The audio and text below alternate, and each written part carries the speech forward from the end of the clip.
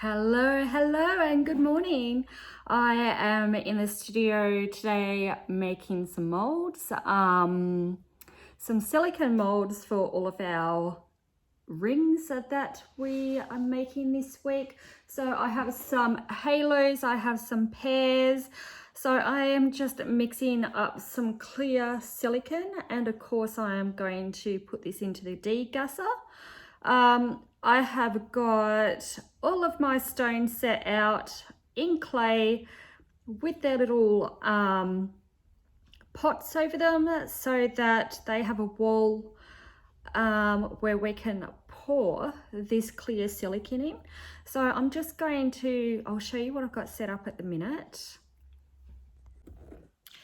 Okay, so as you can see, I have got my little gemstones propped up on some clay.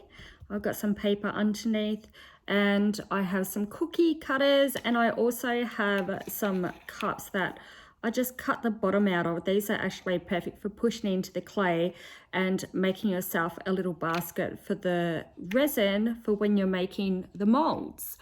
So I'll show you just how simple it is. It is so simple to make these molds. These ones turn out really cute. They will be facet. If you don't know what a facet is, I will show you. So a facet on a stone is that beautiful cut that you get that gives off reflection in the light. And of course I have a pointy tail, which if you can see here, there's a little point at the bottom of the gemstone. This helps the gemstone sit into the seat properly. And these molds will come out with not only the pointy backs on the back of them, but also the beautiful facet at the front. And so it will make for a beautiful DNA stone to go into one of our rings. I will show you one of them that we've got here. So this one here is our yellow gold plated oval halo ring. So these are all handmade right here. We make them to size. They are a sterling silver base with an 18 karat gold plating. They come in rose, white and yellow, and if you wanted to, you could even swap out these high-grade cubic zirconia stones for birthstones if you wanted to, and we also make them in solid gold and diamonds as well. As you can see here, it's a little bit noisy, but we have got our silicone in the degasser. These degassers, which are also called vacuum chambers, are fantastic for not only silicone but also resin, and I would not be seen dead in this studio without one. This is probably one of the most important pieces of equipment that I have in the entire studio, apart from my autoclave, which I'll quickly show you. So this here is our autoclave. Visitor, hello Betty. Hello, you want to say hello? This is Betty. She comes into the studio quite a bit and she just kind of plays around. Sometimes she steals my stuff. As you can see, she's just had a litter of puppies as well, haven't you? You got big boobies? Yes, you do. Back to the autoclave. So this autoclave is what I use for one of the steps of preserving the breast milk. It is a very efficient way of actually sterilizing the milk.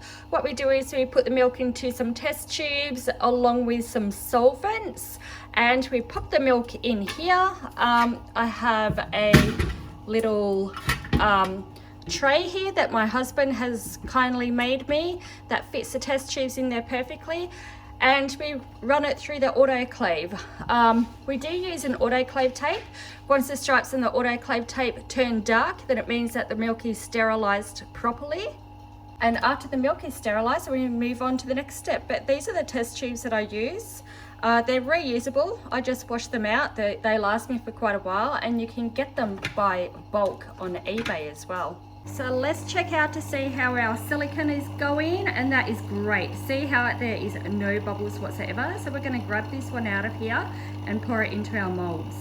So here we go. We have the silicone fresh out of the degasser. There is absolutely no bubbles in here. So we are just going to go ahead and start pouring this into our molds. just very slowly. I like to start pouring from one corner, and as you watch the silicone float itself around the stone, making sure that it gets into all of the cracks and crevices. And then once the base of the stone is fully immersed, then you should be right to go ahead and just fill the rest of it up. You don't need to go too far above the top of the stone, but you don't want to go too thin either. Otherwise, there will be a risk of you actually ruining the mold when you're trying to pop out your resin stone. It can push through the bottom of the mold if it is way too thin.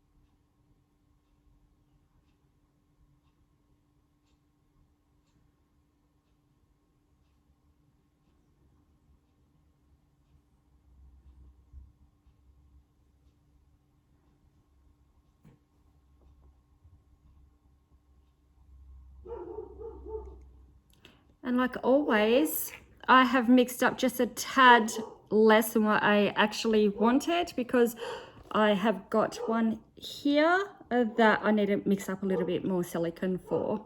So I'll go ahead and do that before I pop them into the dehydrator on a very low setting to speed up the curing process.